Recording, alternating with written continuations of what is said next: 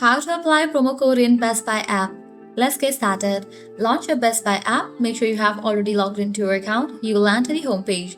Now head towards the item that you want to purchase, or also you can search for the item. At the very top, you're gonna see the search box. You can just add the items to the cart.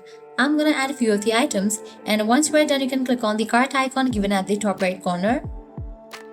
Once you're in the cart page, over here you're gonna find all the items that you have added to the cart for the purchase purpose. Now you can click on checkout.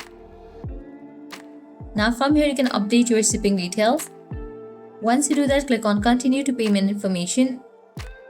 Now go ahead and select your payment method. Likewise, provide all the details, billing address. Now in order to apply the code, you will see the option of add gift card, store credit or discount code over here. You have to click on this option, then type in the card number or the discount code, and then pin if required, and then click on apply. With that, the promo code will be redeemed. After you provide these, you can place your order. So this way you can easily apply promo code in Best Buy app. This was really simple and quick process. At the end, if you guys find this video helpful, don't forget to like, share and subscribe to our channel. Thanks for watching.